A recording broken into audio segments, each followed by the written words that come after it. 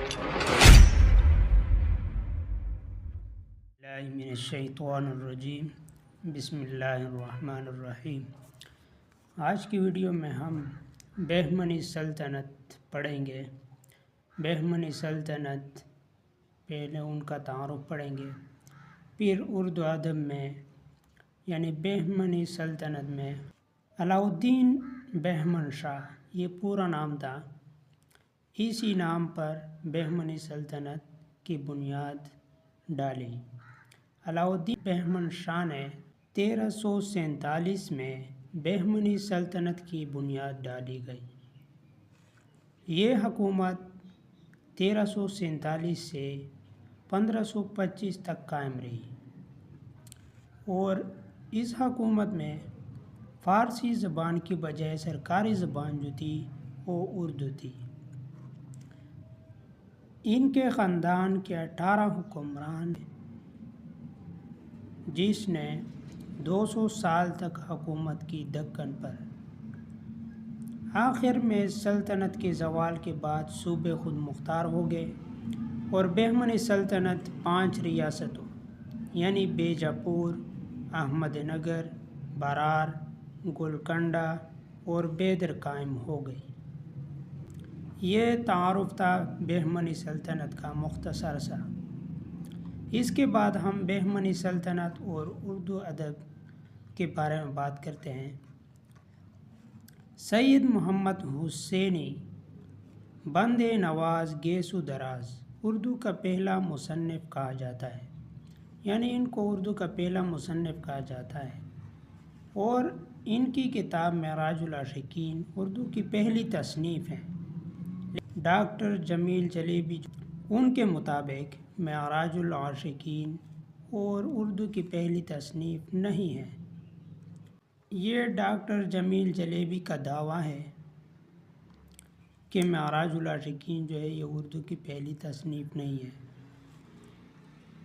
اب یہ ڈاکٹر جمیل چلیبی جو ہے یہ ثابت کرتے ہیں اس دعوے کو کہ بند نواز کی وفات کے 5 سال بعد ان کا شاگرد شاہ محمد سمانی کا تذکرہ کرتے ہیں اور کہتے ہیں کہ بند نواز کے 37 تصانیف کا ذکر ہے، لیکن اس میں نہ معراج العاشقین کا ذکر ہے اور نہ کوئی اور کتاب کا۔ ڈاکٹر جمیل چلیبی یہ ثابت کرتے ہیں کہ بند نواز کی وفات کے بعد ان کا شاگرد جو ہے شاہ محمد سمانی وہ تذکرہ کرتے ہیں اور بند نواز کی 37 تصانیف ذکر کیا ہے، لیکن ان 37 تصانیف میں معراج العاشقین کا ذکر نہیں ہے۔ اس کے بعد ڈاکٹر جمیل چلیبی نے اردو کی پہلی کتاب قدم راؤ پدم راؤ کہا ہے، یعنی ڈاکٹر جمیل چلیبی جو ہے وہ کہتے ہیں کہ اردو کی پہلی کتاب جو ہے وہ قدم راؤ پدم راؤ ہے۔ یہ مثنوی ہے جو کہ فخر الدین نظامی کی ہے۔ یہ کتاب جو ہے یہ مثنوی کے طرز پر لکھی ہوئی ہے۔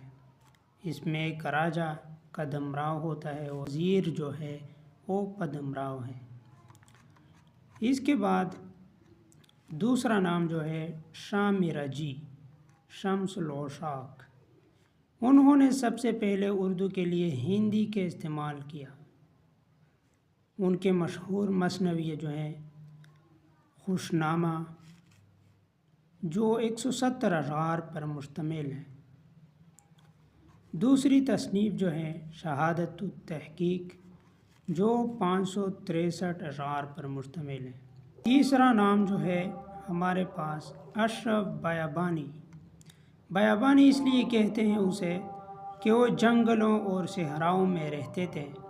ان کی مشہور مثنوی جو ہے 9 سرحار، اس میں کربلا اور امام حسین کی شہادت دکھائی دیتی ہے، یعنی اس میں کربلا اور امام حسین کی شہادت دکھائی ہے، اور اس طرح لازم المبتدی، آخر الزماں، واحد باری، یہ ان کی مثنویاں ہیں۔ ان تصانیف سے معلوم ہوتا ہے کہ بہمنی سلطنت میں نثر کی بجائے نظم پر زور دیا گیا ہے اور اس کے ساتھ تصوف بھی،